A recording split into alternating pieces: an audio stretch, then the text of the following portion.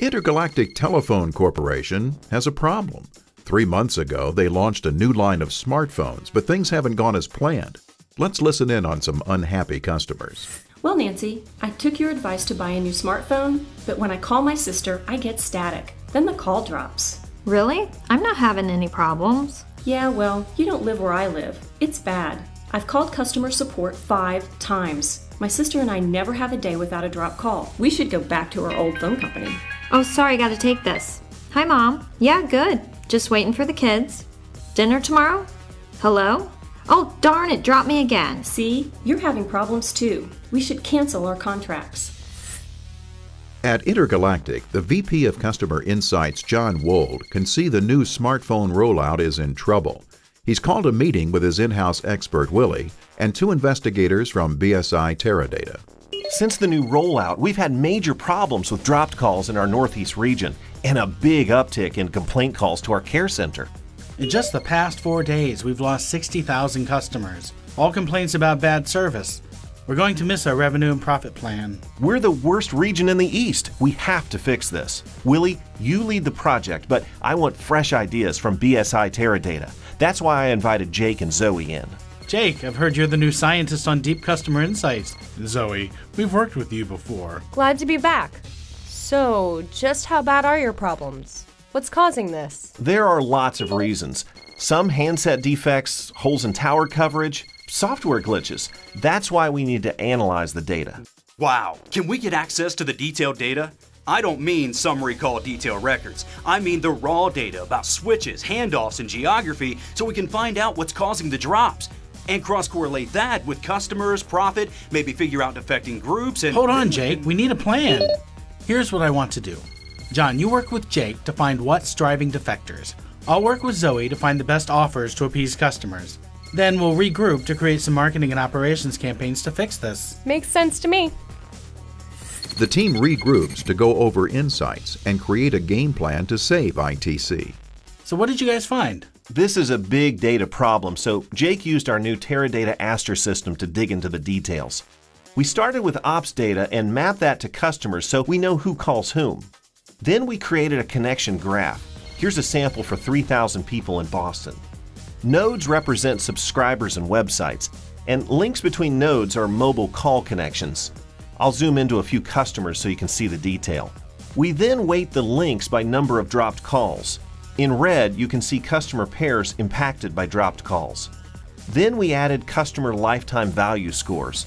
Bigger nodes indicate more profitable customers. Wow, that's impressive. Yeah, but we aren't done. This is where our whiz kid Jake really kicked in. Ha! Zoe saw a sneak preview of this. Key idea is to focus on customers who are early tech adopters, people who help their friends decide when to upgrade to a new phone or service. They might not be your highest value customers, but they wield a lot of power, and if they're not happy, they churn and take others with them. Now, I used Aster to find top influencers and colored those guys blue. See? They're just as important as your high-value customers. But that was just a sample. For your Northeast region, I blasted through 7 billion call records and found 1 million clusters of people who call each other. Then I computed the influencers in categories like first purchases, service upgrades, and complaints. We found 120,000 watch list bad service clusters that are at risk, and within those, there are 40,000 key influencers we need to monitor. Within that group, 4,000 already canceled phone service and took 18,000 other customers with them. That's 28 million in lost revenue. Ouch! So that's your watch list. I can give you a file of all the phone numbers. We also did some work for the network planning group. Customer call location's important too, so we mapped high-value customers and their influencers to see what locations are causing problems. Which we could fix with towers. Exactly. We built a game plan for quickly installing the fewest towers to cover the most high-value, unhappy customers and influencers. Excellent. Okay, that watch list and the new tower list is exactly what we need. So now, Zoe, show them our new turnaround approaches to save customers. We built 5 event-based campaigns using our Primo marketing tool. We want to watch for drop calls and react in real time. How we react to each customer depends on their type of service and phone, revenue, lifetime value, and whether they're on or off contract. We'll also take influencers into account. First, for most people, a simple apology might help. That way, people know we're on top of the problem. We can apologize via SMS, via letters in the mail, or outbound calls. For higher value customers with multiple drop calls, our next response will be credits on their bills. We can also create dead zone maps for our call center agents so they can see exactly where a caller's dropped calls occurred. That makes customer service calls more personal. And for people with old phones, we'll send out free software upgrades. Finally, we can offer some people free Femto cell boosters as a short-term fix if they're not covered by the new towers and call from fixed locations like home or office. We already created a Primo campaign dialogues for all of these. We'll also use a Primo to set up a campaign budget so we can monitor costs. Apologies are almost free, but Femto cells cost about $200 each. We don't want to run out of cells and cause even more problems. Great. Willie, how do we set up and run these campaigns? There are 3 parts. First, we'll stream the dropped call data from Ops into the Teradata database. We'll use a new feature called multi-temperature hybrid storage. Dropped calls flow into the top level for analysis, which uses really fast access solid-state drives.